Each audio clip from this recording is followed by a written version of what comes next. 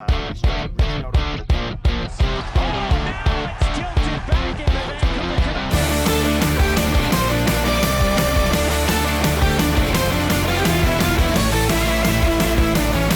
The Sawyer Hannay Show. Today's guest is Sydney Wells. She is a professional CrossFit athlete based in Nashville, Tennessee. And I can't wait to dive into things because we've been talking about setting this up for literally a few months now, but she is very busy. So looking forward to diving into the routine and the life of a professional CrossFit athlete. So Sydney, welcome to the pod. Excited to have you. It's been, 3 months we've been trying to schedule this? Probably. Finally made it happen. Finally made it happen. Happy to have you here. I made a post. I was in Mexico actually when I seen that post. I don't know what inspired me to repost your thing, but I reposted your thing and I got it wrong, right? Yeah, you did. What did I say? What did I say? Yeah, well, I got 7th at semifinals, and you put that I got 7th at the games, but the games is a lot harder, and I got 28th. Oh darn, 28th, and that's like Yeah. out of everybody. That's like the world or what? Or Yeah, America, so or the how's that top 40 make it to the games. So you finished 28th overall. Yeah, like in the world. And you felt the need to correct me. That's still like crazy good. Well, thanks, but it's not 7th. Ah, well, I'll get it right with the post that advertises for this. Okay, this pod. Yeah. So what's going on? What's all new? Sunday's your rest day, right? Or allegedly? Yeah, it is for now. During season, it won't be, but during the off season, it's a requirement for me to rest on Sunday. Yeah. So just the one day, or Thursdays count too? Or is that Thursdays are active recovery, so it's like an hour, like training for an hour. And so you train to recover? Yeah, it's like active recovery, so it's not that hard. Typically, I'll like swim or bike or something. Oh, okay. But Thursdays are like super busy because I try to fit in like PT, a massage, a sauna, and then I'll also do like my active recovery. So it ends up being like 4 or 5 hours of appointments and stuff. Right. So you're still busy. And that's why it was so dang hard to schedule this with you. Yeah. I got to say, you're probably the busiest in terms of routine, one of the busiest people that I've tried to coordinate to have on this. Really? That's probably not a good thing. No, it's a good thing. It means you're disciplined and you're, for people that have a lot of time on their hands, the whole focus of this podcast is like to highlight interesting people and interesting careers. So if someone has a ton of time on their hands, they're not exactly who I want to be talking to anyway, right? That makes sense. Yeah. Yeah. So what, for the audience, like, let's start at the very beginning with you. Like, where are you from? Where'd you grow up? I'm from Arkansas. I like Arkansas and Oklahoma. I never know what to say because I spent like the bulk of my childhood in Oklahoma, but I graduated from Arkansas. So. Okay. Yeah. So you were like from a little kid, you were in Oklahoma? Yeah. Yeah. Mm-hmm. What was life like growing up there? I've never been to Oklahoma. There's not much in Oklahoma. I don't really know how you would go there. All of it. My dog is going insane right now. You got a little partner. What kind of dog do you got? Yeah. He's my sister's, but he's a micro golden doodle. Oh, He's cute. I just met a golden doodle puppy on the weekend. Oh, really? What'd you think? I think they're cute. I mean, I've seen them before. Yeah, I like all dogs. Best. Yeah. But yeah, it was fine. Like, I mean, we grew up doing a lot of sports. My dad was a personal trainer, so just kind of grew up like doing a lot of sports. I did gymnastics, and then I got into track. And that's pretty much what I did in my childhood. So you were kind of born into life if he was a PT. Yeah. When you. Mm-hmm. But we were too cool to like have our dad train us, so like we didn't actually think that he knew what he was talking about. Oh yeah, so you went to an outside trainer? Yeah. I mean, just like track, and then like in high school, that's when I kind of discovered CrossFit because we moved from Oklahoma to Arkansas, and the track coach was like the football coach, and he like didn't care about track, and so we were like, I need to do a little bit more than just like the training that he's putting us through. So I'd go to CrossFit like 5 a.m. in high school, and then I would go do track practice in the afternoon. So you've been in this CrossFit world for a long time. Like when was high school for you? How long ago was that? Like 2013. So, Okay. well, I guess I only did it for 1 year in high school, but that's when we found CrossFit, me and my sister. And yeah, like I did it, but just like to supplement track training. And then my sister did CrossFit. She's been doing it for like 10 years. So that's kind of like what influenced me to start doing it professionally. Right. So track was your thing originally, Yeah. right? Like from what I've gathered. Yeah. So what did you do in track and things like that before you got into this CrossFit world? So I ran track, started freshman year of high school, and ran through the end of high school. And then I got a scholarship to run track at the University of Missouri. And I ran the 400 and the 4x4 for 4 years in college. Okay. Yeah, it was super fun. So I think you're my first U.S. college athlete. That I've Oh, talked to. really? Yeah. What was that like? What was it like being like, I went to a U of T game this year, and I don't know if every school is like this, but it was just crazy how like the crowd and the fans and the community all gathered together behind that team. Like in Canada, college sports, we don't really have that. Yeah. So what was that like being a college athlete in the U.S.? It was super fun. Like I knew like when I was looking for where I wanted to go, I was only gonna go to a D1 like SEC school. Like I didn't care like which school. I just wanted to be in SEC. So I actually looked at Arkansas, and then I just decided to go to Mizzou because it was something different. And all my friends were going to Arkansas, and I wanted to just go somewhere else. And so yeah, it was. You wanted to go somewhere else other than your friends? Where Like they I were just going? wanted something new. I don't know. My mom was moving to St. Louis, which is like an hour and a half away. So I was like, I'll be close to family, and I don't know. It was kind of just like I wanted like a change. Like I only knew like one person going to college. That takes courage to go to a school, and because you would have been what, like a true freshman, like 18? I think so. Yeah. Yeah, so 18, leaving home, going to a place where you didn't know anybody. Yeah. It was fun though. And it was honestly crazy because I'm a twin, and we hadn't spent more than like 2 days of our entire life separated, and we went to different colleges. Wow. Yeah. So how is that? Um, Breaking up with your well, twin? we went to separate colleges for 1 year because we could not do it. We missed each other so much. So my sister transferred to Mizzou after 1 year. Oh, wow. So how'd you convince her to transfer versus you having to transfer? Because I ran track and she didn't. She was just going to school. Okay. So I was like, I can't really I'm not leaving. And honestly, she came and visited, and Mizzou's like the best college there is, and she loved it so much. Proud alum. She was like, Cool. I have to move here. Nice. So what? I knew you had a twin sister. What's her name again? Brooke, right? Mm-hmm. So was she competing then too, like while you're doing track, or was there nothing for CrossFit back then? Well, we started CrossFit 2013 in high school, and I only did it for 1 year, and then I ran track in college and I couldn't do it anymore. So she kind of like took CrossFit as like her sport while I was doing track, and she just got like really focused and competitive and made the games. I don't know when her first year was, maybe 2015. Okay. Yeah. So there was the games like back then. It wasn't as big though. That's what I was going to ask you, because I don't remember. I mean, I'm on the East Coast of Canada, so like anything, we get the trends late, but I don't remember CrossFit really being a thing 10 years ago, you know? Yeah, no, it just like, it's gotten a lot bigger, but it was still a thing back then. It was just kind of like up and coming.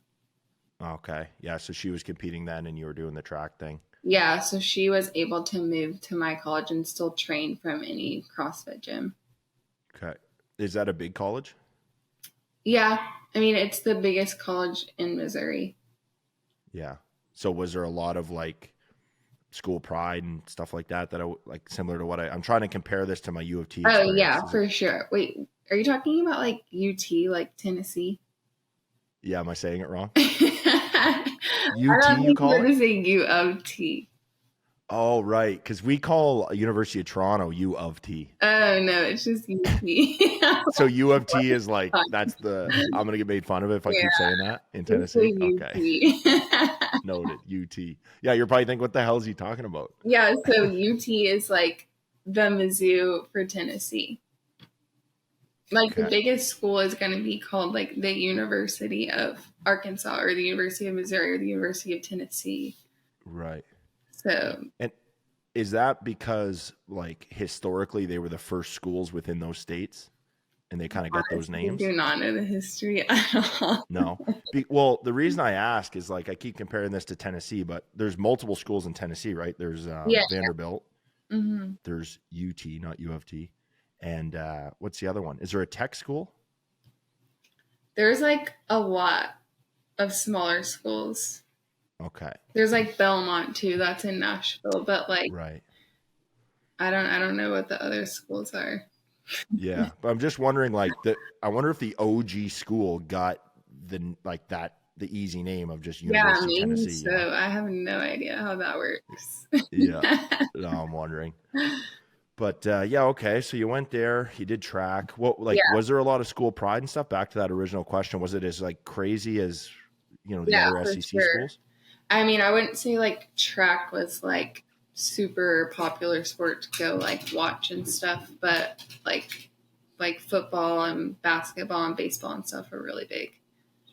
Yeah, and it was fun, like just being an athlete. Like all my friends got to do like sororities and stuff, and like I wasn't allowed to, but I felt like my like sorority was like being an athlete, and it was fun. Like there was an athletic training center where like all the athletes got to get like tutoring. We got like all of our meals there, recovery, weightlifting. Like we did all of that in like one single building. So all the athletes got to hang out and like be friends and stuff, and it was super fun. Nice. And that makes moving to a new state and school and stuff easier too when you have other athletes that you can immediately like kind of bond with and hang out with. Yeah, for sure. Yeah, like I lived with some track girls like freshman year. So It was fun. They're just like instant friends. I found that traveling with hockey too. Like I traveled to these different cities and people give me credit for doing that, but it's like, well, no, I have 20 friends instantly when I get there. It's not as like difficult as moving somewhere on your own and not knowing a single person, right? True. Yeah. They made it a lot easier. So the athletes weren't allowed in sororities and frats? Like and stuff? you could, but like there was one girl who was in a sorority and she got cut like sophomore year just because her priorities weren't straight apparently. So I was just like not willing to risk it. And like I would not have had time to do that. Right. So sororities take time? What do they got to do? We don't have this stuff. There's like a lot of events and like date parties and stuff. Like I got to do stuff on the weekends, but there's also like a lot of extra stuff I don't even really know that you have to do when you're in a sorority, and I just would not have been able to do that. Right. I didn't have any free time back then either. Not much has changed. Yeah. This is how I live life. Oh, that's cool. That's good. Yeah, no, we our only exposure to that stuff in Canada is what we see on TV, like the cheesy high school movies or college movies. And so that's actually so crazy to me. Is that like accurate, or is that just like a Hollywood version of what you guys actually go through at school? I would say some of it's accurate. It kind of depends on which college that you go to. Like if you go to one of the main ones, it's pretty accurate, like all the parties and stuff that they show on TV. But I would say it's pretty accurate. So being an athlete, could you indulge in that stuff? I did. And you're still here to tell the story, so couldn't have been so bad. Yeah, I definitely did, especially like freshman and sophomore year. Yeah. Just got to pick your places, right, as an athlete? Yeah, I mean, it was easy during the off season, but like during season, I wouldn't really, because we would travel like every weekend. So we didn't really have the choice. Yeah, we see the way the hockey system's set up here is we typically we try to play at a high level as long as we can, but most of us play until we're like 20 and we finish our junior. And then if you play pro, okay, that's a direction, but that has an expiry date too. And then a lot of us come back and play college at like 21. So we're only starting school at 21 versus like you guys at Oh, wow. 18. Yeah. So we're in our first year classes at 21. So it's like a weird experience for us. Starting so late, and I felt old immediately when I went back to school at 21. So I like wanted to rush to get the hell out of there. But we used to play on the weekends, practice, all week. And then Wednesday nights, cause we'd play Friday, Saturday. So Wednesdays would be our night that we could like go to the student pub and like turn it up. Like that'd be a fun night. Yeah. During the season. And we were busy too, so I understand that kind of, being busy and also like having to respect your physicality and stuff too. Like you can go out and have fun, but unlike other students, you can't party your face off multiple days in a row and then expect to compete at a high level, right? Yeah, exactly. Definitely have to pick and choose. Yeah. Yeah, Cool. That's funny. Yeah, that reminds me because on Sundays would be like the day that we would like do something because the baseball players would be like in the same situation as us. So we would just like all go out on Sunday. Right. Yeah. Oh, cool. Those were So then you, what'd you study when you were there? business. I did marketing. It was pretty fun. I ended up using my degree like right after college just to do, I was in sales, so it's kind of similar to marketing, but I like marketing a lot though. Yeah. Yeah. Well, are you doing some of that now? Like now that you've kind of blown up on social? I don't think I'm really using like the marketing skills I used because it was more so like marketing, like, well, I guess I do market products now, but I don't know, it's a lot different. I think now they would probably focus on like more social media influencing like in school, but when I was in school, I don't think it was as big. Right. So we didn't really learn about that stuff. So what did you want to do when you got out of school? Because CrossFit wasn't yet in your radar, right? No. I honestly didn't really know what I wanted to do, but I got a job in sales. I worked at ADP for like 4.5 years, and I liked it. It's a payroll company, and I just sold payroll to small business owners. Okay. It was fun. It was like very challenging. I think that's why I liked it so much. Yeah, just like sales in general. Yeah. Mm-hmm. So walk me through your sales process. I'm curious. Like cold calling, cold emailing? Yeah, I did a lot of cold calling. Just like Man, that's staying tough. on people until they will be like, fine, I'll just buy it. So you'll leave. Kind of like what I did with you to get you on this podcast. That's exactly what I did. Nice. Yeah. Are you like comfortable doing that? I find cold calling is the most uncomfortable thing ever. Oh, I was so uncomfortable for like the first 2 years. But then like I got used to it. You just have to like really get out of your comfort zone like consistently, and then it becomes super easy. And then it's like you do feel awkward, but like you're just used to it. So Right. Numbs you out. You got to get used to rejection. yeah. That's with my experience. It's like most people are going to reject you. Oh yeah. Almost everyone. And a lot of people are not even going to want to make time for you. If they pick up the phone, they're not going to want to talk long, right? Because you're the one seeking them out versus the other way around. Yeah. I enjoy it though. Still to this day, do you want a job or what? No, I mean, I'm good right now, but like definitely would use that to fall back on after I'm done with CrossFit. Yeah. Okay. So that's what you wanted to do. You did that for a little bit out of school. And then when did you get involved with the CrossFit? So 2020, I moved to Nashville, and so I graduated college 2017. So I was working for a while. And then in 2020, I moved to Nashville, and I'm trying to remember if it was, I think it was 2021 actually, that I was just like lacking like mental and physical challenge from my life. I was doing like sales and stuff, but it just like wasn't enough. So I actually randomly started training for a marathon, and I was going to run that, and it got canceled due to COVID. So I was like, well, I guess I'll just do the open now because I want to do like something. Right. So I did the open, which like, I don't know if you know what that is, but like anyone can do the open. Like if you wanted to do the open, you could be like, I'm going to do the open this year.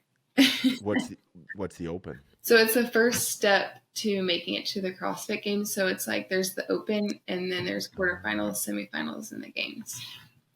The open's just at like your local CrossFit gym and you record your workout and submit your score. So like anyone can do it in the world. Okay, so you submit it. You do it at your like local gym. Mm-hmm. It's not in like a competition format. You just kind of record yourself and submit your recording. Yeah, so they'll like announce the open workout. It's 3 weeks long, and then you'll just record the workout at your gym and submit your score. Right. And the video is so if you submit your score, the video is going to reinforce, okay, this person actually got this score based on like what the video looks like. Yeah. And there's judges and like, they're not going to go watch like a random video that like someone placed like low, but like if you place high, they'll watch it and like you get penalties and stuff if you like do the movement wrong or something. Right. So they only look at the high scores and then they go and look at and to confirm that you actually did that based on your video. Yeah. Gotcha. Okay. So basically that came along and I was like, I'm just going to do the open. So I did the open and then I qualified for quarterfinals, which I wasn't surprised about that. It's not like, it's hard to qualify, but I knew I was capable of qualifying for quarters. It's the top 25% out of the open. So I did quarterfinals and I actually didn't even record the first 2 workouts of quarterfinals because I was like, I'm just doing this for fun. There's no way I'm going to qualify for semis because semifinals is the top 120 people in the United States. Sorry, I know this is a lot to follow. No, I love this. Yeah. But I was like, there's literally no way that I'm going to qualify because I was just doing CrossFit classes like an hour a day. Okay.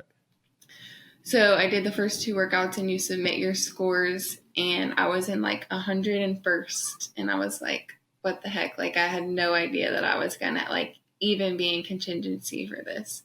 And I didn't record the videos. So I was kind of freaking out about that. But then I started recording my videos and I submitted all of them.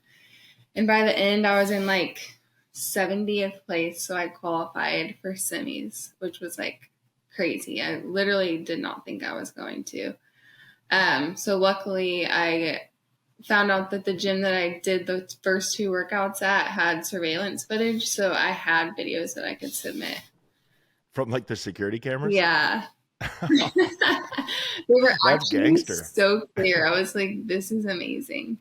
Oh yeah. They saved me or else I don't know if I would have even been able to compete. So, I made it to semifinals, competed at semifinals after only like really training for like 2 months. Cause training for like competition is way different than like training as like just working out each day to stay in shape.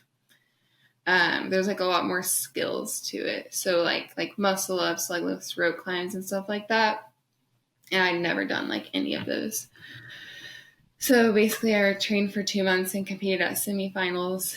And I absolutely loved it. And I was just like, after the weekend was over, I was like, I'm like meant to do this. So after that, I just decided like, I'm going to start competing in CrossFit. So I just like completely changed my lifestyle. I was still working at the time. So it was really hard to like juggle like working and training because I jumped into training with my sister who trains with like Tia Toomey, who's like the number 1 CrossFit athlete in the world. And she's won the games 6 years in a row. 6 years in a row. Or, so there's one. Yeah. Mm-hmm. So there's one reigning champ that just can't be touched. No, she cannot be touched. That's unreal. She must be a beast. Yeah. So I hopped into training with their group. And so they train obviously a ton. And it was hard to balance like training with them and working a full-time job. But I did it for a while. That's pretty crazy that you join this new space, start competing, and then all of a sudden you're training with the best person in the world. Yeah, it's actually crazy when I think about it. I'm so fortunate that I was able to do that. how did that happen? Like, did she just happen to be in the same area as you, or was this in Tennessee? Yeah, so she actually, basically how it happened was she was coached by her husband. His name's Shane, and they wanted to take on Brooke, my sister. So they ended up moving to Nashville and started like their company. It's called Proven. You've probably seen me post them on Instagram, but that's like their training program and like the platform that a lot of the competitors get their programming from. So they started in Nashville, and it was just like a couple people, I'd say like 5 CrossFit Games athletes, and they're all really good. And once I made it to semis, they like let me train with them for 2 months, which was so nice. Yeah. That must have been a really good experience. Yeah. I mean, I just got humbled every single day. Yeah, but I mean, you're competing with the best in the sport. So of course it's going to raise your bar too, right? Even if they're beating you, whooping your butt each time in the short term, it doesn't get better than that, competing with the best. Oh yeah. I mean, there's no situation that could have been any better. And I mean, I think that's why I am where I am today, because of like the people that I was surrounded by. Right. So is that still your training group? Yeah. Well, like the group, it's a little bit smaller now, but I still train with them. Yeah. Okay. Yeah. So anyway, I started training with them and competed. It took me, so I competed at semis that 1 year, and then I trained for another year, competed at semis again. Didn't have a great experience. I actually did worse than I did at my first semis, which is kind of crazy. What do you think contributed to that? I think I honestly just put so much pressure on myself. And then, yeah, I think it was that just completely not really like in a good headspace for the second time. Yeah. I also think that I was like training extremely hard all year. Because like a lot, you're supposed to take an off season, but I was like, I'm not taking an off season. Like I have so much work to do. I can't just like not train that hard. I have so much to learn. So I didn't really take an off season. And then by the time semis came, I was just kind of like very tired. So semis, is that the first in-person event? Like you mentioned quarters, you're still submitting videos, but then semis is an in-person event? Yeah. So the way they do it now is that the top, well, this year it's 80, but last year was the top 120 people. There's 2 semifinals. So 60 go to the east and 60 go to the west. And so, yeah. Okay. So when you're leading up to that event, you said your second year wasn't as strong as your first. Like, can you tell that it's not going to go as well in training leading up? Or was it just kind of at the event, you just didn't perform on that day? Or could you tell by like your personal bests and things like that leading into the event? Yeah, I honestly knew that I like going to the weekend, I didn't feel good about it. But I definitely I was shocked that I did worse because I had been training for a year and a couple months at this point. So I expected to do a lot better. It's funny when I remember calling my mom after the first semifinals that I did, and I was like, I'm going to do this for real. And she's like, what's your goal for next year? And I'm like, to make it to the CrossFit Games. And she's like, don't you think that's a little too high of a goal? I'm like, no. And she's like, your goal should be maybe top 10 at semis. And I'm like, no, I'm going to make it to the CrossFit Games. And then I did not. So what did you correct because last year you made it, right? Yeah. So what did you correct between the season that you fell short and then? I think a lot of it's just it really does take time and consistency. And there was a lot of stuff that I needed to fix that I had to the whole saying, take one step back to take 2 steps forward, whatever that saying. That's kind of what I had to do. I had to go through and fix my technique on a lot of movements, which actually ended up making the skill or the lift worse. I remember I was snatching more my first year at semis than I was my second year, because my technique, we just had to completely change it. So I literally had to get worse in order to get better. Right. Yeah, and that's where I was at. That's frustrating for a competitive athlete, right? To take that step Yeah, back. but it ends up being worth it, but it doesn't feel like it at the time. Right. Yeah. Yeah, I get that. When I was after I was drafted to the Canucks, I went a full year of just playing and training and whatever on my own. And I don't think I developed as quickly as they wanted to. Like in the hockey world, when you're drafted to the NHL, they basically get 2 years of you being a prospect before they have to make a decision on you, like before they decide if you're worth investing in, basically by signing a contract. So my first year I did my thing, and I mustn't have progressed as well as I wanted to. A Vancouver scout came in my second off season and wanted to like help me with development throughout that training season. And we went right back to the basics. Like you mentioned technique. I was doing things as an 18-year-old that kids learn when they're like 5 years old, like in hockey terms, like the edges and the degree, the knee bend degree, and the technique of a stride, and just the basics of learning how to skate and play hockey again at 18. And it was so weird to me. I just blindly went with it because like the higher superiors just told me to do it. But I remember thinking like this, I'm 18 and I'm going back to when I was 5 years old to like learn the basics. But I actually, at the end of that summer, was a much better, like I progressed much faster than I would have had I just stuck to my normal training routine, you know? That's exactly what I had to do too. It's crazy how it works like that.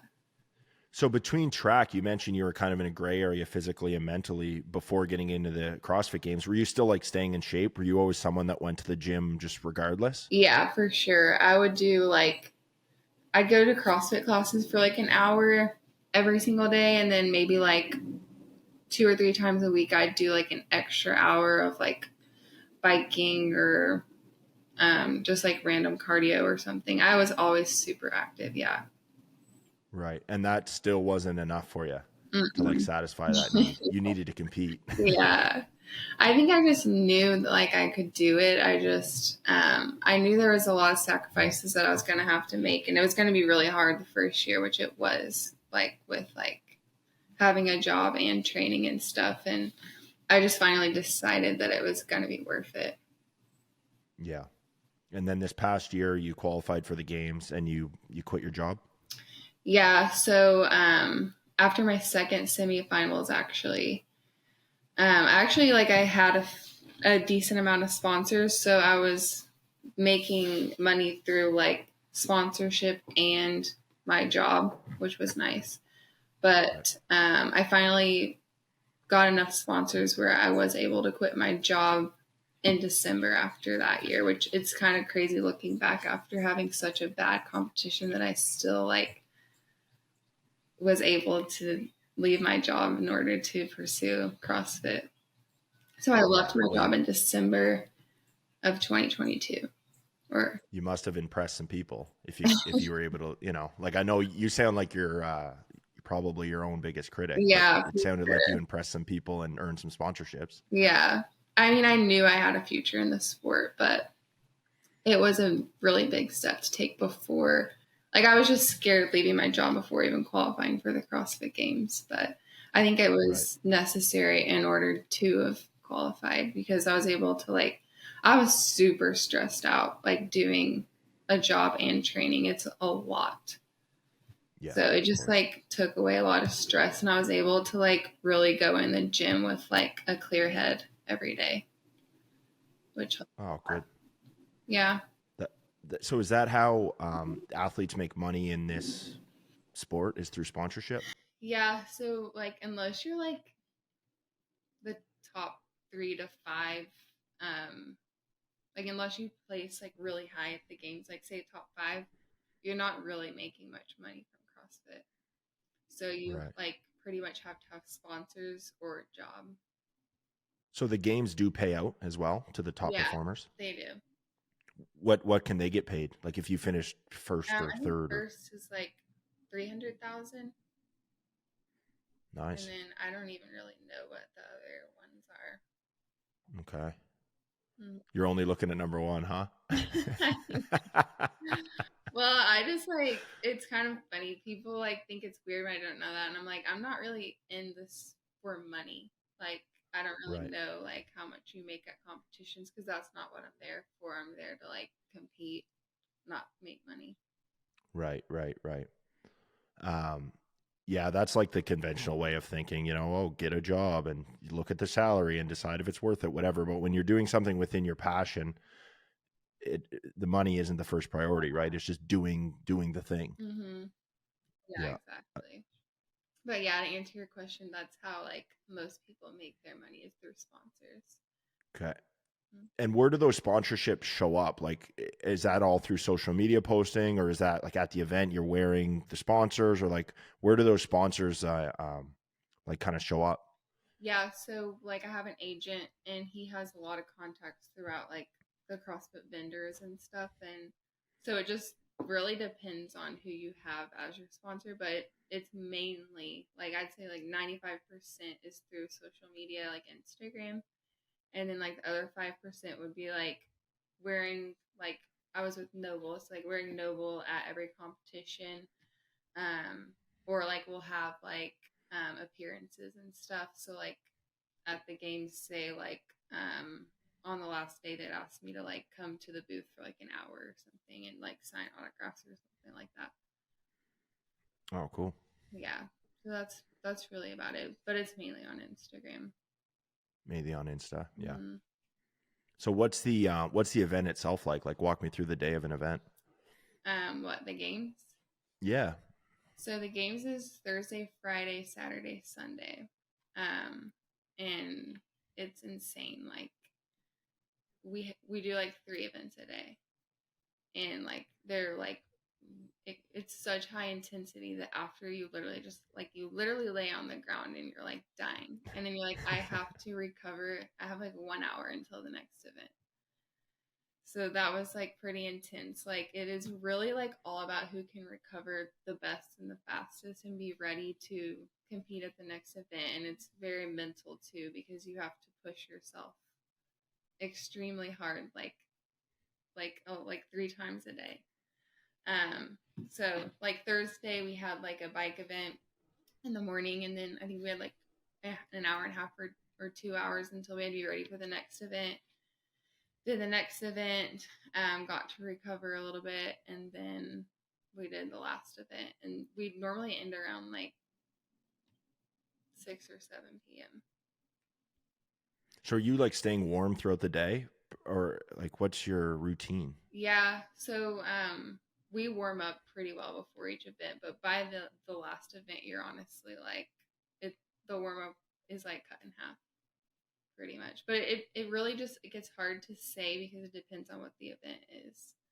Like if it Okay. has like if it's a heavy lift, like your warm up's completely different than it would be for like a bike. Right.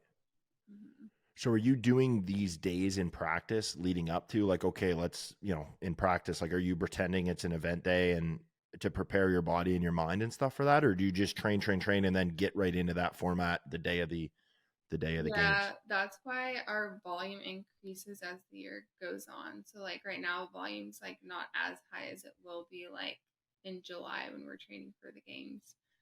But yeah, we definitely end up adding a lot of volume just to get our body used to all that. Right. And by volume, you mean like what, higher reps? Like just more work. Like say I'm doing 2 workouts right now, maybe by July I'll be doing like 3 to 4 workouts a day. Oh, volumes in terms of number of workouts. Yeah. How do you train multiple times a day? Like, I feel like if I work out once, I'm exhausted then for the rest of the day. Like, how do you do that? Yeah.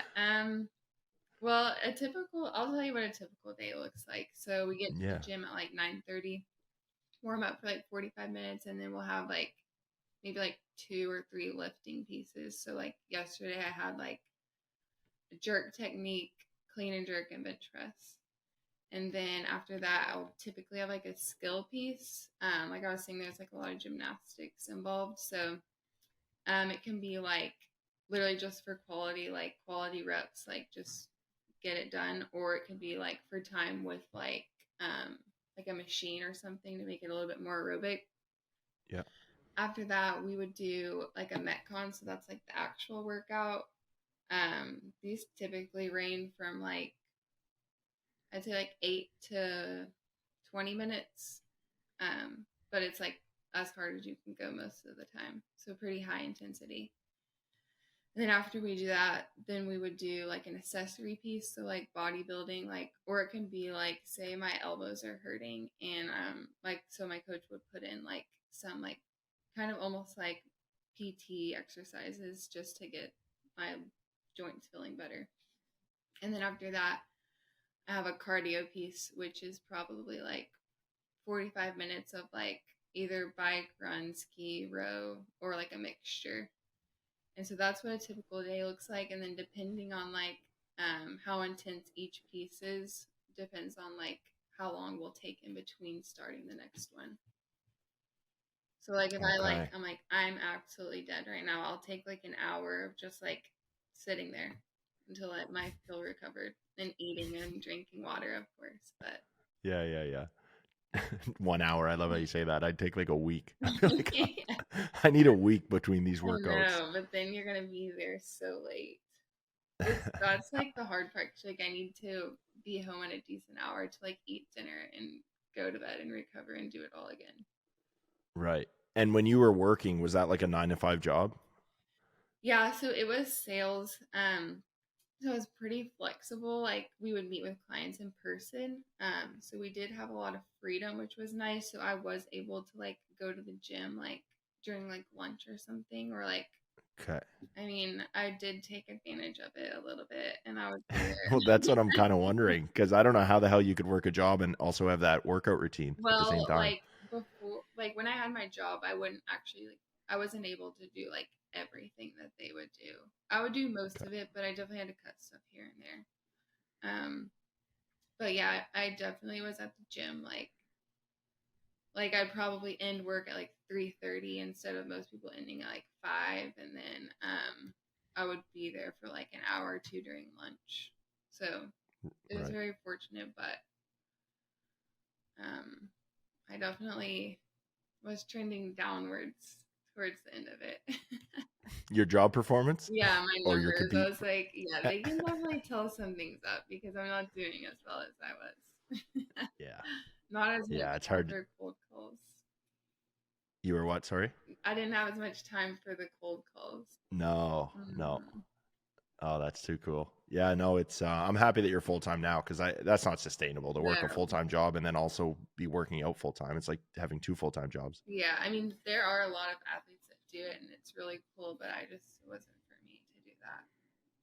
Yeah.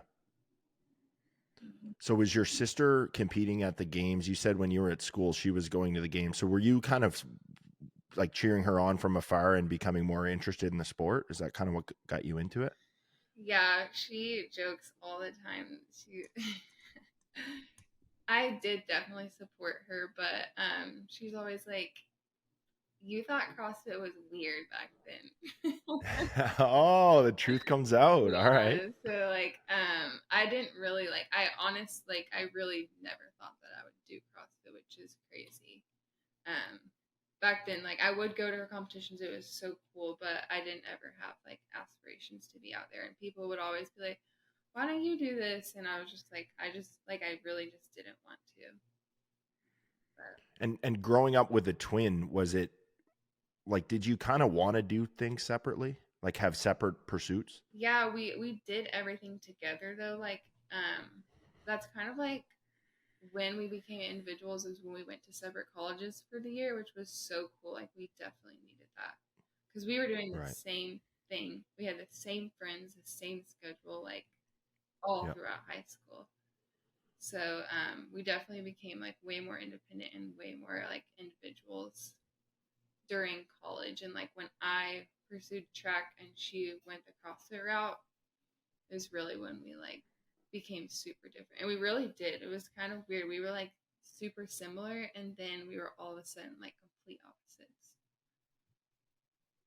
So Did that freak you out a little bit? no. No, you I were fine with liked that. it. It was like finally I got to like be my own person because it like so often it'd be like people would see me and they'd be like, "Where's Brooke?"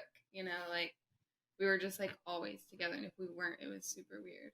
So it was Is it like that now that you're both competing at the games? yeah, I mean, it's kind of back to that now. We are like always together, but she's actually not with Proven anymore. So we train separately now. Oh, so you're really I competition. know, right? Like, I can't tell you what we're doing over here. Do you guys get competitive? Like, are you, Like, competitive with your sibling? kind of. She's so good and she's been doing it for so long and she's honestly so much better than me that like I don't really like I'm like I'm not trying to beat you because I'm not gonna beat you right now. But there's definitely like a bit of competitiveness if we like do a workout together and we're like close. Right. Yeah. Yeah, I love that. I can't even imagine it being at that stage because, I had a sister growing up or cousins or whatever. Mhm. And we were always competitive with everything because Yeah. that's just the way kids are. But I can't imagine competing as an adult professional athlete in the same niche as your sibling, Yeah. It is weird. Like we are it's hard to explain because we are competitive but we're also not. Like, I definitely would love to beat her, but it's going to be really hard. Yeah, well, you never know. Yeah. We talked about your daily routine, but I didn't hear you mention the cold plunge in any part of that. Yeah, I haven't been cold plunging like at all. You haven't been at all? No, you're falling off. I don't know when to do it because I don't want to do it in the morning because I feel like it makes like all my muscles super tight right before training. But then like when I get home from training, I was doing it at like I was doing it a little too late. I was doing it at like 7 p.m., but I was sleeping so bad. And I think I don't remember. I think I showed it to like this doctor that I'm working with, and he was like asking me like my routine like before I go to bed, and I said that, and he was like, "You should absolutely not be doing that before bed." And he could tell through my sleep cycle that like my deep and REM sleep was like getting cut off after a certain. I don't even know. I don't really know much, but he said not to do it, and I just listened to him. You were looking for a reason to stop doing it. No, I mean I did hate it, but I got like I feel like it like actually does help me a lot. Like it's hard. And so like I feel like mentally having to do that is very beneficial. Yeah. I love the mental aspect of it because it's completely miserable. Like Yeah. all of your instincts are telling you to get the hell out of the tub Yeah. and warm up, you know? Mhm. So I definitely like the mental part. I find that because that's the time I cold plunge is right around 6, 7, like after That's work. crazy. But you also drink coffee all day. So Yes. I think your routine's just off. Are you telling me I'm unhealthy? Is that what No, you're telling me? I'm just think you need to reconsider your bedtime routine. Well, I don't do it in the mornings for the same reason. Well, not really the before training part, but just I don't want to be like cold and all that to Yeah. start my day, Mm-hmm. you know? See, But I do find it gives me a dopamine rush. Like maybe I wouldn't need a coffee in the morning if I just jumped in there real quick. yeah, see, like it, it wakes you up. Yeah. So I feel like I can take on the world for the first like 3 to 5 minutes when I get out and get back into my warm house and like I could start to feel my body again. I just feel like I could fight anyone that walked through my door. yeah, Like I just feel like a superhero. Yeah, honestly, yeah, I do like that part of it. I am gonna start picking it back up like on Thursdays and Sundays. I just need to, on the days off. yeah, when I can do it at like 1 o'clock. Right, right, right. Oh yeah. Yeah. I find it helps with inflation too. Like what you must have come across some injuries and stuff throughout this. Like what do you do to keep your body from, breaking down? I go to PT once a week. I'll do twice if I have an injury, but I don't really have an injury right now. And then I get massages once a week and sauna like 5 times a week. That's about it. I also stretch a lot too. Have you had any serious injuries? Um, The first year when I like started training with the whole like proven group, and I like jumped into like the transition from like 1 hour classes to doing like 6 hour days, I got a really bad like shoulder.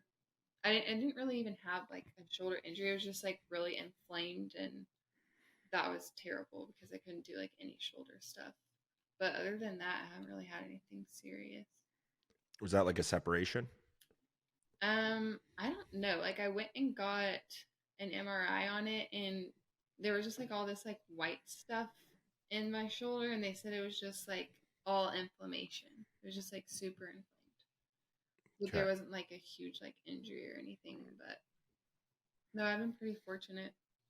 I mean, I'll Have have you like had any? minor stuff, but Yeah, like nothing that like knocks you out of training or anything. no, just the shoulder thing was like I couldn't do like a lot of shoulder stuff. But no, I mean, I'll have like weeks where like I'll have a tight back or something, so I'll like tell my coach like not to put anything with like my back in it or something, but nothing like crazy. Tight, like muscle wise. Yeah. Okay. Have you had any like disc issues? This is a selfish question I because know about this. every time I watch one of your videos, Yeah. every time I see you doing crazy athletic shit that's Yeah. like heavy stuff, my lower back pains. Yeah. I watch your video and my lower back pains. Have you ever had any lower back issues like doing all the stuff that you're doing? I have like a really sensitive lower back. I don't know why, but yeah, my lower back hurts all the time. But I just have Is to like that deal with it. is that muscles or is that disc or what is that? I think just muscles. I've never gotten like Okay. an X-ray or anything. I just have like that's the main reason I go to PT is because he works on my back. On your low back. But I think it's So what? always going to be like that until I don't do CrossFit. Right. Okay. So what does he do for your low back? Asking for a friend. He just like presses on it. He's so good at it. I don't know when He presses on it. He's magic or what? he just like Who is this guy? I got to meet him when I get to Nashville. when you move to Nashville, I'll get you in with him, and you'll know what I mean. He'll push the fix button and then your back just feels better, huh? It's like manual work. Like he just like does stuff, and it works really well. Do you do anything like through warm up or Yeah, like to help compensate for that? I stretch and like I activate all those muscles before doing anything. I warm up for at least 45 minutes a day. That's most people's workout, 45 Yeah. minutes. And that's your warm up. All right. Yeah. That's what it takes to be an international athlete. The warm up. It's important. Oh, that's wild. I like whenever I was working, I didn't warm up very often. I think that's why I had so many more injuries, because I was just not like activating my muscles before like getting into training. Right. Yeah, I know what that's like. The whole time I was competing with hockey, I never warmed up properly, or I would do like the bare minimum. Never stretch. Like I would stretch because I was told to, but I would never dare do an extra stretch. Like, and now I'm feeling it. Now I'm like, damn it, I wish I wasn't so stupid and stubborn when I was younger, because I'm in pain. Yeah, I feel like the older you get, the more you have to. Yeah, absolutely. People, like this year, like I mentioned to you, I think before we started recording, I was playing hockey this year, and I knew it was my last year of hockey.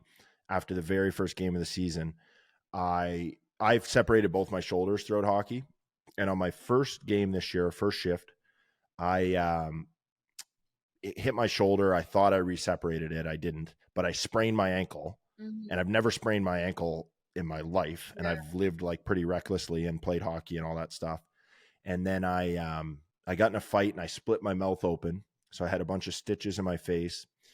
And then I hurt my finger or whatever. And I'm listing off a bunch of injuries. I sound like I'm a 150-year-old man. But this was like the universe telling me, Sawyer, like, you got to stop. Oh, you didn't learn after the first ankle sprain. Okay, you got to stop. You didn't learn after your face was completely mangled. No.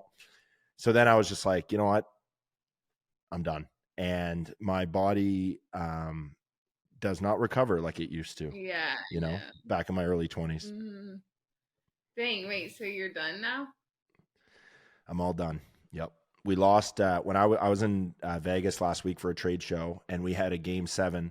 So it's like it's not we get paid a little bit. It's not like professional, but we get paid enough to make it worth going.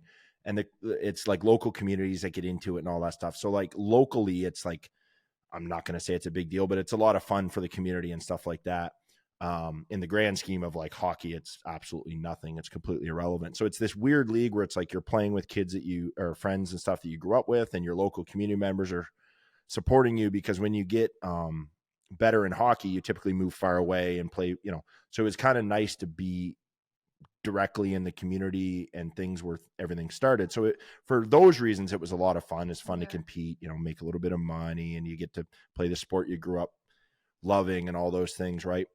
But it's not serious enough that you would like miss work for a game or something. Right. So I went to Vegas last week for a trade show. We were in the playoffs and we were in game 7. So it was an elimination game. And I got the text when I was out there that we lost. We were eliminated from the playoffs. So we're officially done. This was the first weekend that we were done. My first weekend of like, not having hockey. And I'm happy about it. Like my skill set has been deteriorating. I'm just getting worse and worse. And as a competitive person, that's so frustrating. And then at the same time, my body is feeling the effects. Like in the last 2 years of playing, things hurt more. I don't recover as well, so it's time. Dang, that's kind of sad.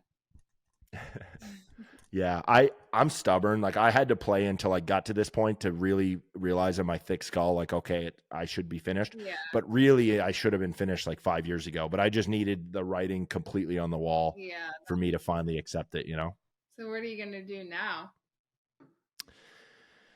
What am I going to do now? I'm going to move to Nashville. Well, yeah, that'll be fun. Yeah, I don't know if there's any senior hockey in Nashville, but I don't know. Like I've been investing a lot in my education in the last year and a half, like a lot of business stuff. So I really want to dedicate like at least one day a weekend to just kind of furthering my education, staying on it, and then resting. Like I never gave myself time to rest. Like I go all the time. So I'm just looking forward to having some chill weekends, maybe a bit of a social life. Like who would have thought, and just kind of chilling, enjoying life. Like that's just really my plan with my newfound time now that hockey's done. Yeah, that's perfect. That'll be fun. You'll enjoy it. Yeah.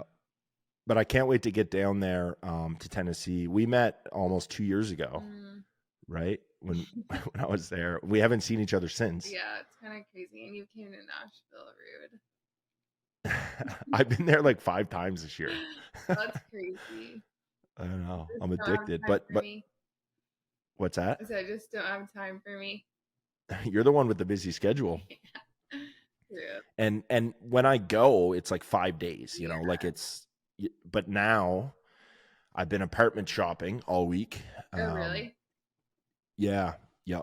I'm trying to find a place, like a short-term lease with a balcony for my cold tub. And then I'm trying to find like parking, not a parking garage, because my truck doesn't fit in parking garages because I'm driving down. Wait, your truck doesn't fit in parking garages? I'm a fussy shopper. No, I almost tore the roof off it here in New Brunswick trying to get into a parking garage. You just have like a lift or something?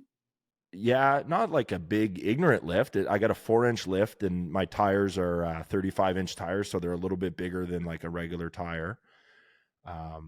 4 inches higher, I guess, but just that difference makes a difference.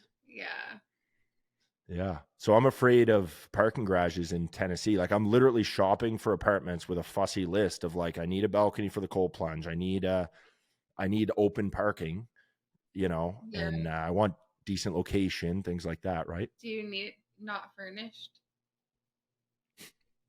And I need it furnished because I'm not bringing. I feel like you do.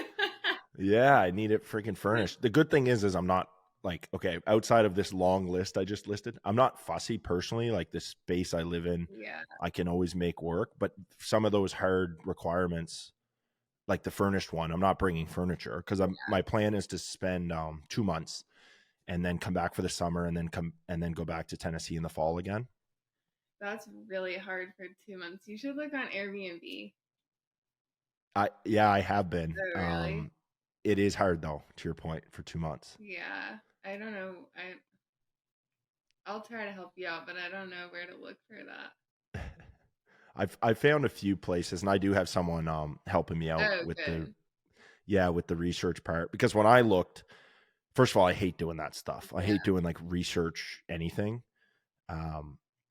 So when I looked, I didn't find any places. The places I did were like crazy expensive. But a friend of mine is a nurse actually at Vanderbilt, and so she's familiar with like travel nurses and where Oh, they stay. yeah. That makes sense. Yeah, yeah. So she's been helping me with some recommendations, but it's been kind of tough. But I'm not that worried about that. My biggest concern with that is moving down there and then managing, my efforts in Tennessee, but then also keeping a close eye on all my operations and stuff here in Canada. Like I don't want to get down there, get excited, and then kind of forget about the standard of work I need to continue doing on behalf of New Brunswick. Yeah. But Makes sense. I'll figure that out. Yeah, you'll be able to manage it. Yeah, I got to get on a strict routine like you. Yeah, you do, and then you won't have any issues. I know. Nashville's a funny city. It can suck you in because there's always something to do, right? Oh yeah, for sure. There's One thing I like though is and it's the first I've discovered this. This might be really old, but the liquid death, the water, Yeah. it's like the cool water that people drink when they're out. I think that's such a great idea because in those environments, you definitely feel like you should have a drink in your hand, but you can't sustainably drink as often as people do in Nashville. I don't know how they function. Yeah, I don't either. Mhm. So I'm going to be that liquid death guy in the corner that's like Really? at all the social things, but just like staying sober and just getting a good night's sleep. Yeah, exactly. That is smart. I always just get a soda water. Is that what that is Yeah, though? I mean, I guess it is the same thing. Okay. Yeah, but then like if you have a soda water, at least it like looks like you're drinking alcohol. Exactly. And trick some Yeah, people. I know. Yeah, because that place doesn't shut down. I'm talking to my two buddies that are from here, and they want to come down in early April. Mhm. And they're asking me for recommendations as to what to do. I don't like. Do you have any suggestions as to what we should do when we get down there? That isn't What do Broadway you want for to 5 days. do? I mean, I really like going to like the Gulch and like 12 South, and just like there's a lot of like stores and restaurants. I love walking them. But I don't know Mhm. like for guys if y'all would even like enjoy that like I would. But there's like a lot of like coffee shops and stuff here. I don't really. Yeah, I don't know if shopping will be on our list. I tried to shop this weekend. I was in the city for meetings and I had time to kill, so I went into a shoe store Mhm. because I just got back from this fashion show that's like the biggest in North America, and I was humbled because I was told that my fashion was not quite up to standard. So I said, okay, I got to get a new pair of shoes. So I go into the shoe store and I know I look lost. The salesperson come right over. She's like, how can I help you? And I was like, honestly, I'm not really sure what I'm like. I showed her a picture of the shoes I was told to buy. I was like, do you have these? Yes. Okay. We go over. Don't have the color. Don't have the size. And then I seen some slippers. So I was like, maybe I'll get these slippers. And same thing. Didn't have my size. So I ended up ordering everything online. So I personally hate the shopping experience. Yeah. So I can't see the three of us doing that when we get there. No, you'll have to let me think about it. I'll tell you something to do, but I can't think of anything off the top of my head besides like going to like a bar or restaurant or anything like that. Yeah. But I'm sure there's some fun stuff. I mean, depends. April. I don't know what's going on in April, but if you come in like a different time of year, y'all can go to like the Titans game or like there's the Sounds and stuff or the Preds. I don't even know when their season is. I feel like it's right now. Yeah, it's right now. Yeah. No, they want to go to they're hockey guys, so they want to go to a Preds game. I think on the Thursday night they plan on coming in. There's a Preds game, a home game. So we'll probably do that. I'm sure there's like some type of like music thing going on. There always is. Or just go to a bar and listen to music. Yeah, I'm sure we'll do that. They want to do one of the the Hell on Wheels Oh yeah. party buses. Those are fun. Yeah, That's yeah, they so are. funny that you mentioned that. Yeah, we can't do that here either. Like we're not allowed to have open alcohol in a vehicle Oh in really? I think our whole country. I don't think you're allowed to do that. Dang, At it's least in crazy this how province for sure you different can't. it is. Because y'all are legal at 18 too, right? 19 in New Brunswick, Quebec and Alberta are 18. Oh, so one of my friends, she like trains with us at Proven. Now she just moved here from Canada. She's from Winnipeg. Oh, Winnipeg. What, is that not good? Well, I don't want to offend your friend, but Winnipeg is not great to put things. Why? But it's just I don't know. It's cold. It's kind of it's a city, but it's kind of middle of nowhere. Like it's not really like a destination city Mm, for people. yeah. I don't know. Winnipeg's not my favorite. Oh, what's your favorite? In Canada? I don't know. I wasn't prepared for that question. Depends what you like. Like obviously I like my hometown because it's my home. Yeah. Is it New Um, Brunswick? New Brunswick, yeah. So Halifax would be our biggest city. Have you traveled in Canada at all? Mm. No. Okay. Halifax would be our biggest East Coast city, but it's still pretty small. And then Toronto would be comparable to like a major U.S. city. Okay, gotcha. Like population wise, Yeah. it would be like, right up there with some of your guys' big cities. I flew into LA this year, flew over LA and just like flew somewhere else. But I couldn't believe how big that city was, like from an airplane, how far that city went. Like, I don't think I've ever seen a city that big. It is huge. Yeah, we have a Yeah, lot it's of big crazy. cities, though. What cities do you like in the U.S.? I really like Denver, Colorado, and obviously Nashville. To be honest, like I really don't travel that often, which is kind of weird, but I do think like places in California is pretty cool too. So when you moved to Nashville, was it for CrossFit or was that before? Is Nashville like a hub for CrossFit? No, I mean I didn't even have any like tied to CrossFit when I moved here, so I wouldn't have even moved here for that. But I was working in Memphis, Tennessee, and I hated it. And Memphis is like 3 hours from Nashville, so it was like an easy move, and I could move with my job. So I just like really liked Nashville. That's really the only reason. Right. Okay. Everybody seems to like it seems like everyone's moving to Nashville. It's really popular right now. It's like I'm scared it's gonna be like overpopulated here pretty soon. It's gonna be. I just read recently, or no, Nikki told me recently that they're tearing down Midtown and building condos.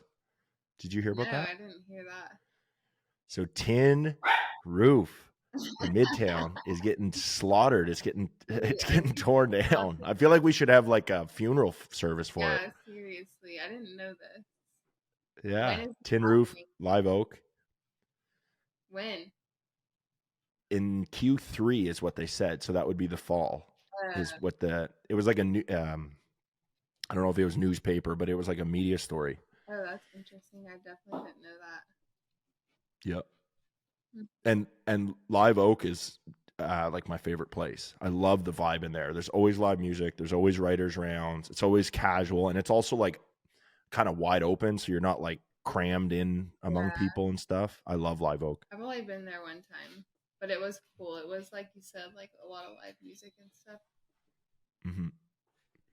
That's So where do you like to go to blow off your steam when you're allowed like a night out? We've been doing a lot of dinners. So, like last night we went to Urban Grub.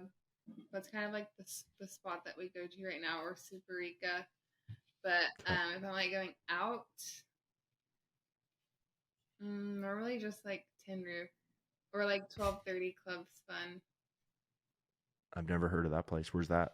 It's on Broadway, but it's like a little bit like it's a nicer bar than like the typical Broadway bars. So it's a nicer bar than Broadway, but then you also mentioned Tin Roof. I feel like those are two different They are. They're completely ends of the spectrum. Yeah. Depends on the mood, I guess. So how often can you go out and do stuff like that? Like you must be on a strict dieting routine and stuff too, I'm assuming. Yeah, so I typically would say like October to like or August to December is like I could kind of like go out whenever I want, but after December I kind of quit going out as much. Yeah. But that's Yeah, I'm the same way. The summer weather, I feel like going out and socializing and whatever. And then in the fall, winter, spring, I typically dry up yeah.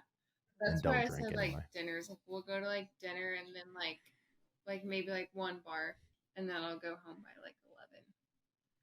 But in the off season I do like to go out and stuff.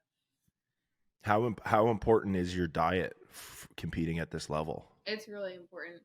I eat a ton. People are always So, like stunned. oh yeah, Yeah.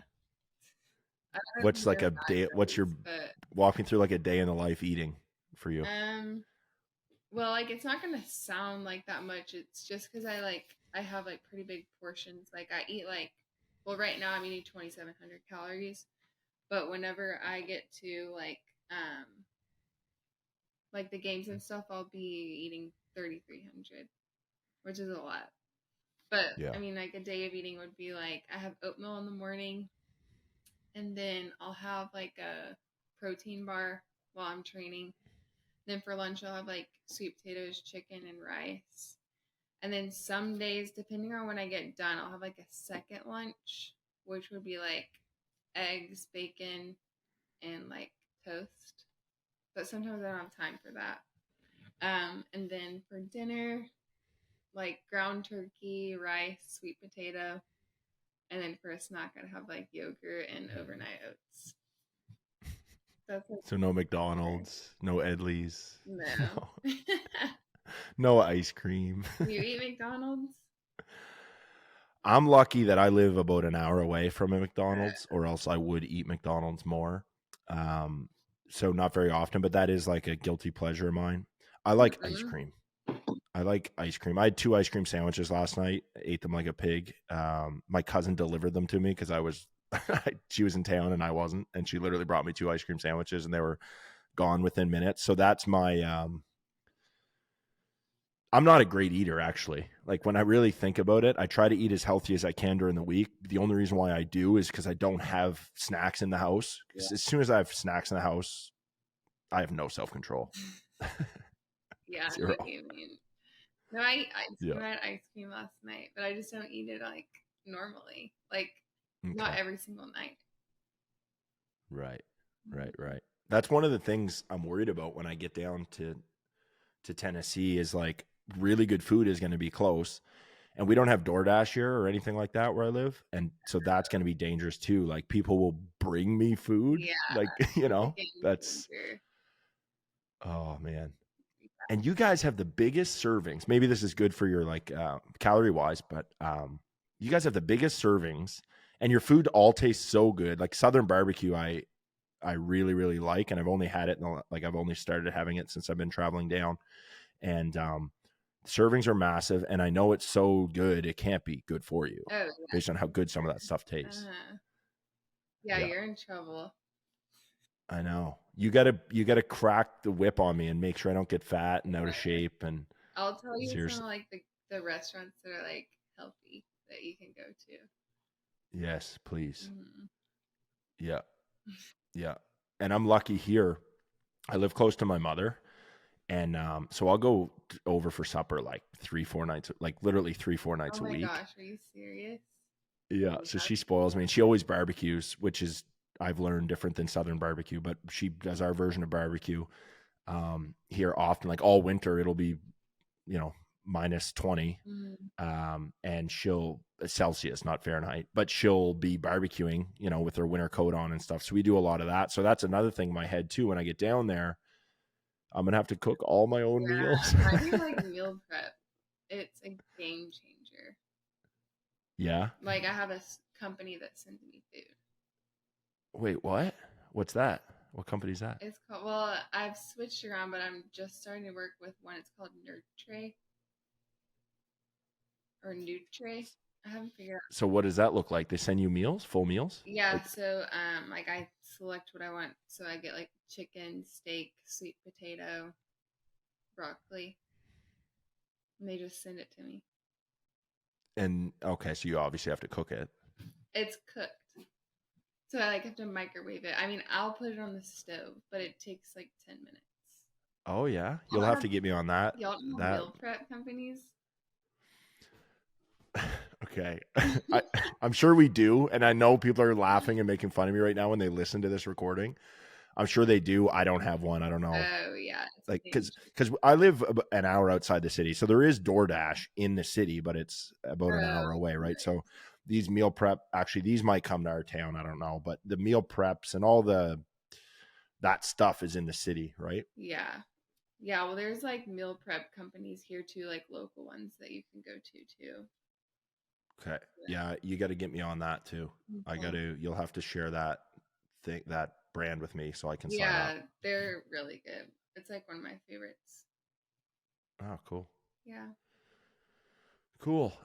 Before we wrap up, Sydney, I want to ask what if someone is listening to this or someone sees a post whatever about this, and they're aspiring to be like you, like to do what you're doing, be in the CrossFit Games. Like, what would your advice be for that person? I would say just to stay consistent. I think it's easy to get like super discouraged. Like whenever you just start something. So if you just stay consistent and constantly practice, I think that's like the biggest piece of advice for anyone who's trying to like aspire to be good at anything. Right. And if it's someone that isn't even really familiar with like exercising and things like that, like what are the first kind of steps to getting to going down that direction? And if it's not to compete, but just to do CrossFit as a form of exercise, like, but Yeah. it's someone right off the couch that hasn't, maybe exercised that often, like what are the first initial steps for that person? Yeah, I would say to just start small to like not like overwhelm yourself with like super big goals, mainly just like going to a local gym, like even just like if you wanted to start off with like 3 days a week would be great, and then work your way up into 5 days a week, and then after that, I don't know, it depends on your goals, but maybe doing like extra conditioning after class or something like that. So you can just like work your way into it. You don't have to start out like super hot. Right. Is there things that you would do differently now, knowing what you know now based on when you started? I actually think I was super fortunate in how everything worked out. So I don't know that I would actually change anything. Maybe just like I said, I did have some like injuries in the beginning. So I think just making sure that like your body can handle the volume that you're doing is really important to prevent injury, because once you get injured, then you have to take time off and it's just not ideal. So just making sure that you listen to your body is important. Right. Hmm.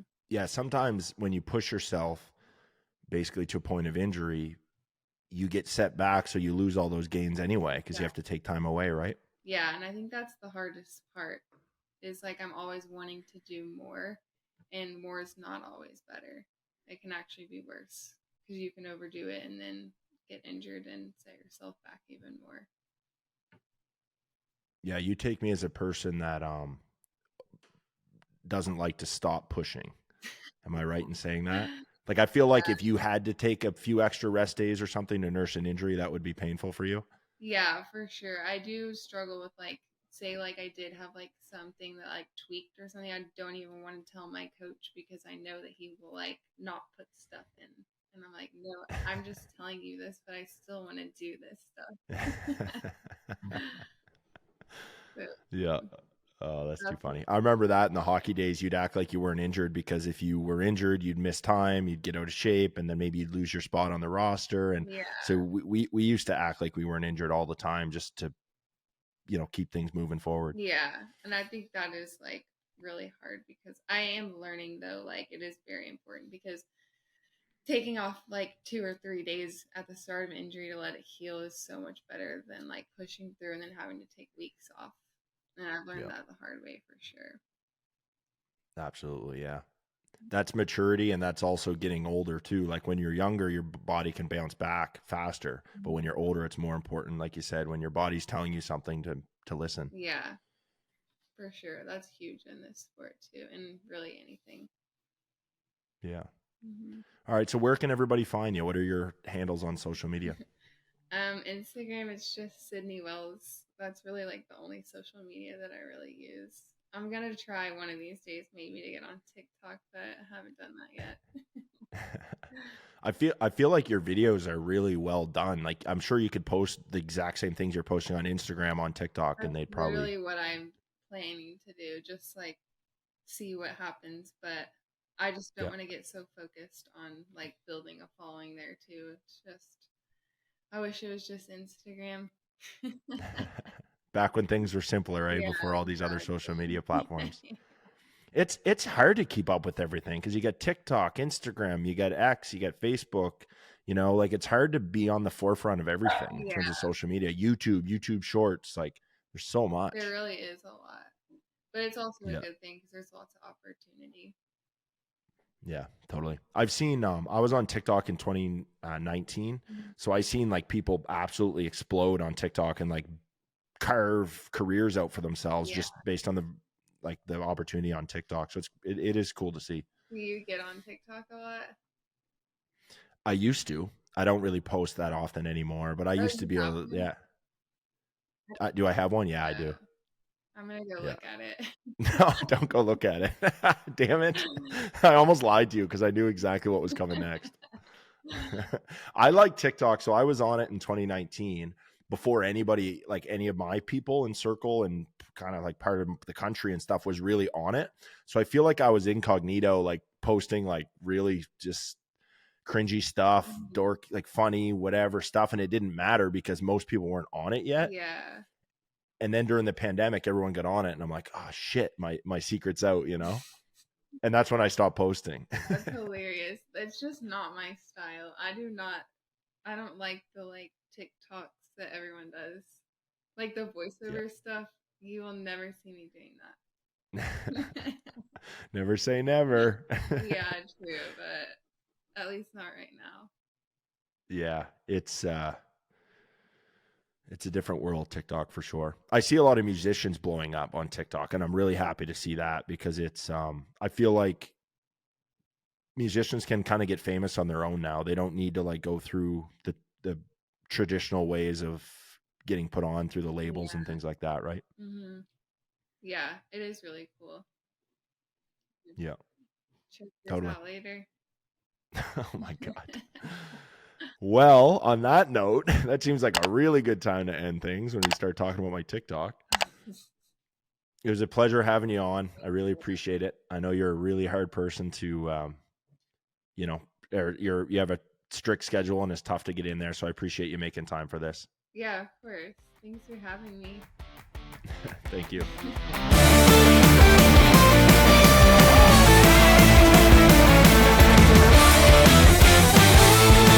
The Sawyer Hannay Show.